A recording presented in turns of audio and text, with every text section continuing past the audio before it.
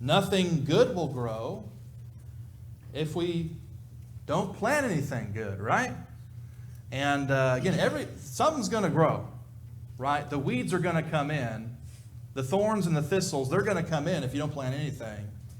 If you want something beneficial, right, you have to actually plant something desirable, something you want. And so we cannot convert people if we're not getting the word out to them. So notice in this story that the seed here is not the variable, right? The seed stays the same. And that's an important point we ought to consider. The thing that changes in the story is the soil. That's the variable. That's what changes, is the soil. The seed remains constant. As it's been said in the past, the Bible only makes Christians only.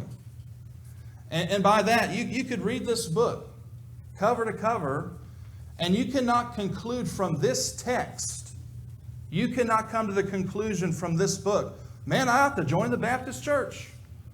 You have to be believing in something else and not this book to come to that conclusion. Man, I'm done reading the Bible. I ought to become a Mormon. I ought to become a Jehovah's Witness. I ought to join the Anglicans. Or you fill in any kind of denomination. Well, you're not getting that information from this seed. Something different has been planted in your heart, in your mind, in your way of thinking. So again, if you read this book, you could and should conclude, man, I ought to become a follower of Jesus Christ. I ought to join the church He established and follow His teachings and follow the teachings of the apostles as laid out in the New Testament. That's the conclusion you should make from reading this book. But again, to believe in those other things, you have to be planting something different. Right? This is what preachers in the past have commonly called the seed principle, right? If I have some corn and I plant corn seed and I plant corn, well, it's going to grow corn. Right? And I can share that with you, and you plant it, it's going to grow the same thing. It's going to grow corn. I got some pumpkin seed, want to grow some pumpkins. Probably too hot right now, right? I'm not much of a gardener, but, Halloween's not too far away. Maybe you want to grow your own pumpkins or something like that. Right? Well, plant some pumpkin seed. You're going to grow those pumpkins. Right? Well, if you plant this seed, again, it's going to grow one thing. It's only going to grow, so to speak, a Christian, a follower of Jesus. If it grows something else, it's because something else has been planted that is not the seed of the Word of God. So again, the seed remains constant. The seed is not the variable in this story. It's the soil. That's what changes. That's the variable. And so if the seed represents the Word of God, the Word of the kingdom, what does the soil represent? Well, if we look at verse 19, we're told, right? He talks about that seed that falls on that hard path.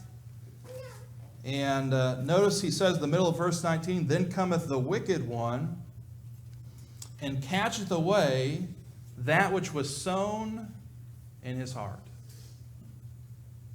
And so the soil represents the heart of the individual. Right? So the seed is the Word of God. The seed's being broadcasted. It's being planted. And it's falling on these different soils, these different hearts. And so it's the individual's heart that will determine if the seed prospers and grows or withers and dies. And someone might have a heart at the time that's hard, like that well-tread path, but they can change. And so someone who might not receive the Word of God today, maybe because of events later in life, they will be more receptive to the Word of God. Right? So, these things I don't think are set. Right? If someone has a hard heart, it doesn't mean they're always going to have a hard heart. But it does can represent someone's state of mind, the condition of their heart at a given time. Again, the heart is what changes. The heart is the variable in this story.